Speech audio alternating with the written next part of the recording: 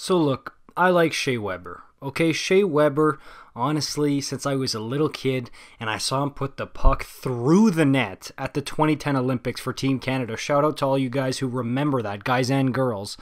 Since then, I was like, wow, Shea Weber. And he was in Nashville, a big, imposing defenseman. And he was always at the Team Canada events like 2014, 2010. So I saw him a lot. And he was in the West against the Flames. And Shea Weber was a guy that I really liked. But now with the Montreal Canadiens, I think we can all agree he's lost a step. And he was never quick.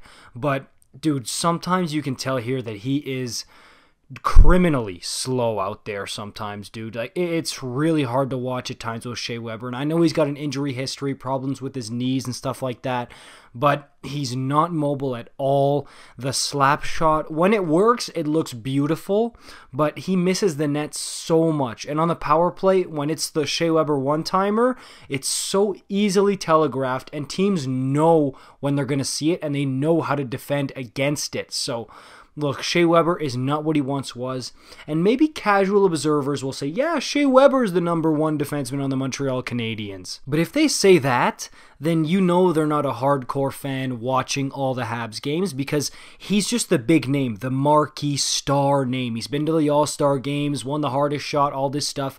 That's what would make you say that, what he's done before. But now, I mean, who is the Habs #1 guy? I mean, the bell would ring for Jeff Petrie, but lately Jeff Petrie hasn't been exactly amazing, right? But I guess throughout the regular season, it was most likely Jeff Petrie for the majority of the year, the #1 D-man. But I look at a guy like Alexander Romanov, and he steps in yesterday's Stanley Cup final. And it's not the Stanley Cup final against the 1996 Florida Panthers here. It is the Tampa Bay Lightning, honestly probably a dynasty here, steps in, scores a huge goal. And let's not forget, not just the goal by Romanov, okay? Think about when like half of the defensemen on the Montreal Canadiens were in the penalty box and he had to like double shift. He even had to play right defense as a left shot. He really stepped up, gave them some big minutes, and was able to score that goal. I am more than impressed with how Romanov, as a young kid, stepped into the Cup final yesterday. And they talked in the warm-ups, apparently this guy, like, he travels like twice as much as like any other D-man or basically anybody on the team in warm-up. So he really gets himself juiced up in the warm-up, ready to go here. And it just got me thinking, like, is this guy the future #1 D-man on this team? Could he even be a star? And keep in mind here that star for a defenseman is different than it is for a forward. For a forward, star means, 20, 30 goals, 60, 70, 80, 100 points.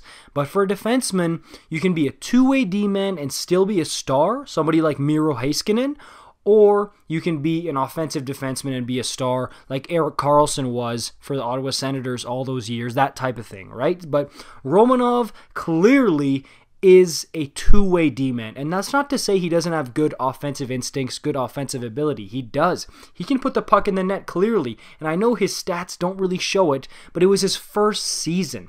Almost nobody as a defenseman comes in and lights the league up offensively in their first season as a D-man. That rarely, almost never happens. So you can't be expecting that for him, but the more he grows, the more experience he gets, I could easily see this guy being the #1 defenseman on the Montreal Canadiens for years to come. Do I think he's going to be elite?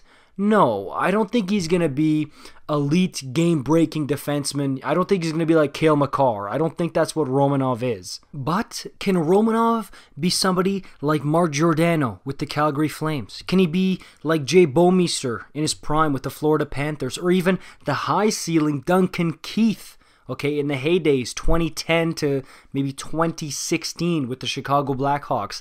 Yes, I do absolutely think Romanov can be that, and he's showing signs of it early in his first season. He's showing that, yes, he can do it, and he's got a good head on his shoulders. He loves to light dudes up in the middle of the ice, big open ice hits. I love the way this kid plays, and clearly a lot of people in Montreal do as well, because I'm seeing a lot of Romanov jerseys. You see 27, and if it's 27, it's either Kovalev, Galchenyuk, and Romanov. And lately, I've been seeing a lot of Romanov. And I always forget. I always forget that it's Romanov. It's just, that's so awkward to say Romanov, but I need to say it that way because that's how he wants it to be said. My apologies for calling him Romanov the entire video, but I think this kid could be really good. I think it's somebody to build around on defense. Again, a guy like Morgan Riley, I think would be another great comparison for him in the future here. That's what this kid is. I really, truly believe that. And I know it's been tough throughout this playoffs to give him ice time, but I don't see how you don't put this kid in over Gustafsson and Merrill. Okay, I've been saying that even last round. I made a video about it. You need to play this kid right now. He is the best option over Gustafsson, Merrill, even Kulak to an extent here. So I think he's got to play here. And I know he's going to make some mistakes, but less than those other guys. So, hey, that's the move here. Trust me, I do think Romanov is going to be a very, very good defenseman. Next number one defenseman, I think, unless they pick somebody up out of nowhere, free agency, trade, whatever. I think Romanov will be the guy on the back end for years to come. Let me know what you guys think, obviously, in the comments down below. I'd love to hear it, and I'll see you guys in the next one. Peace out.